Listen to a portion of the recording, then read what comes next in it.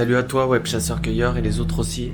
Comme tu sais, je suis en train de créer une formation. J'ai déjà fait une vidéo à ce sujet où j'expliquais que voilà, j'étais en retard. J'avais fixé des objectifs que je n'ai pas tenus et je te parle pas d'une semaine de retard ou de quelques jours. Non, je te parle de plusieurs mois de retard. Je travaille ici, sur ce bureau et on est au mois d'août.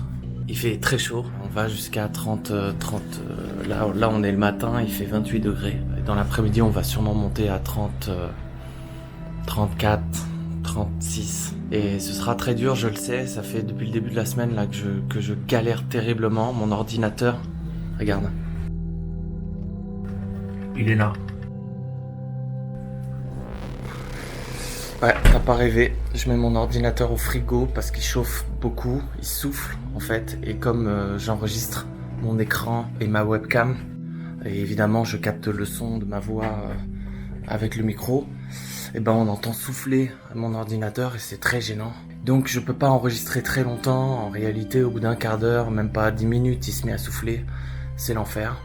En plus de ça, j'ai des problèmes avec la captation de ma webcam qui eh bien se frise parfois, donc c'est l'enfer, c'est l'enfer. Hier j'ai failli faire une énorme bêtise, j'étais en sueur, évidemment je peux pas enregistrer torse nu, je peux pas enregistrer avec ma fenêtre ouverte, hein, puisque je suis dans une rue assez bruyante, je transpire comme un bœuf.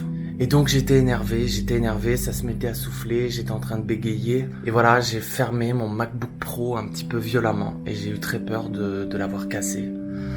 Et là je me suis dit c'est grave, je suis en train de péter les plombs. Ce qu'il faut savoir, c'est qu'il faut, pour le coup, absolument que je termine l'enregistrement de mes vidéos. On est mercredi. Donc on va dire lundi grand max, il faut que j'ai terminé. J'ai pas le choix, je suis dans une vraie pression. Après c'est vrai que j'ai tendance malheureusement à faire réellement les choses quand je suis sous pression. Je sais pas si je vous l'ai déjà dit, mais j'ai déjà fait une formation en vidéo. Je l'ai faite en 4 mois. 4 mois parce que ça m'a été imposé par mon employeur. Donc j'avais pas le choix et j'ai finalement réussi à le faire. J'aurais dû le faire beaucoup plus rapidement. Et ça fait 1 an que je suis dessus.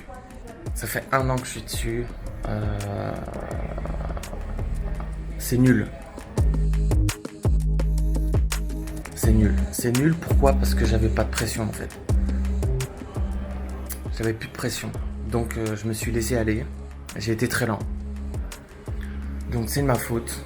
Maintenant que vous savez ça, il me reste 2 vidéos importantes là à enregistrer pour la formation. J'ai fait une vidéo en 3 jours et là il faut que je fasse 2 vidéos en 4 jours. Donc ça va être très tendu.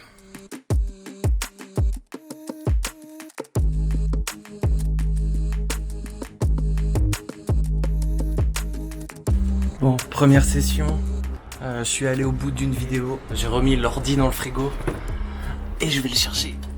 Oh, il est frais, ça fait du bien. J'ai fait une session ce matin qui a été intéressante. J'ai dû évidemment m'arrêter parce que mon ordi s'est remis à souffler. Mais je suis assez content, finalement je suis allé au bout d'une vidéo que j'avais pas tout à fait finie. Donc là il me reste réellement 2 vidéos. Je pense que je peux y arriver. Il est quelle heure? Il est 14h. Je pense que je peux aller au bout d'une vidéo aujourd'hui.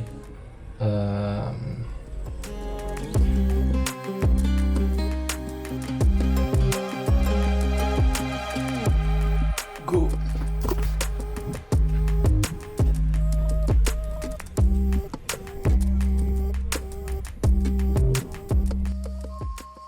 Peut-être qu'aujourd'hui, toi, si tu regardes cette vidéo, t'as envie de prendre ton émancipation. Peut-être que t'as envie de te lancer à ton compte. Mais t'as peur. Et c'est normal. Mais surtout, tu te sens seul et tu cherches du réconfort autour de toi. Et malheureusement, dans la plupart des cas, c'est une erreur. Parler de ses projets à ses amis, à sa famille, à ses collègues de travail, ça t'aidera pas. Ça n'aide pas. Ça aide jamais. J'ai une histoire pour illustrer ça. Imagine-toi au bord d'une falaise. En bas, c'est la mer. T'as envie de sauter. Évidemment, t'as peur.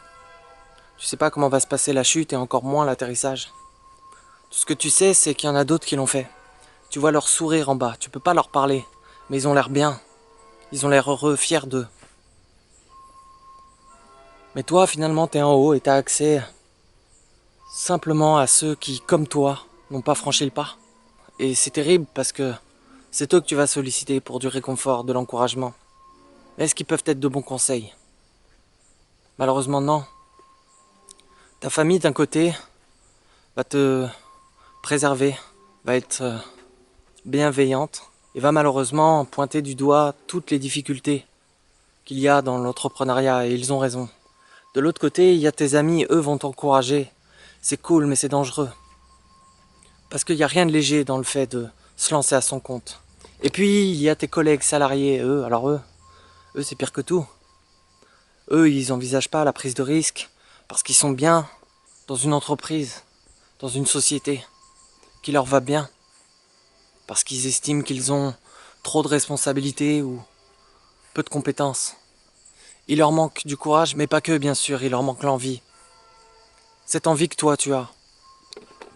Alors ceux qui sont avec toi sur le rebord de la falaise te diront « Mais t'embête pas, c'est pas si bien que ça. Et puis c'est contre nature, ça passe vite, on sait même pas ce qu'il y a au fond de la mer, peut-être qu'il y a des rochers, peut-être que c'est dangereux. » Et bien sûr, ces gens-là vont te parler, qui va te dire attention, l'entrepreneuriat c'est difficile, ça prend du temps, et puis ça peut coûter de l'argent. Méfie-toi, t'es plutôt bien là dans ta boîte. Garde ton CDI, c'est sécurisé. Pourquoi tu veux bouleverser ta vie stable? Te parler. Et toi, à l'intérieur, tu vas cogiter. Alors c'est terrible, t'es seul. Et finalement, c'est ce qu'il y a de mieux. À ce moment-là, et je l'ai vécu, une très grosse envie de sauter, malgré une peur. Il faut juste sauter. Et quand bien même tu sautes, tu fais un plat. Ton pied touche un rocher. C'est passé trop vite, t'as pas aimé. Bah tu peux toujours remonter. Tu pourras comparer, contrairement à ceux qui sont restés en haut. En partant du principe que t'es salarié et que ça fait plus de 6 ans que t'es dans ta boîte, qu'est-ce qui t'empêche de prendre une année sabbatique? Essayer de construire ton indépendance. Ne serait-ce que pour tester. Et puis après, qu'est-ce qui t'empêche effectivement de faire une rupture de contrat conventionnelle et de prolonger sur une année de plus? 2 ans, c'est bien suffisant pour pérenniser une activité. Mettons, pire des scénarios, ça foire, t'y arrives pas. Et ben tu trouves un autre boulot. En quittant ta boîte, tu perds pas tes compétences. Ne parle pas de tes projets à tes amis, à ta famille. Parle-en, mais ne t'étale pas. N'essaie pas de leur prouver quoi que ce soit. Tu prouveras après. Arrête de dire que tu es prêt, arrête de dire que tu es capable. Juste fais-le, les gens le verront.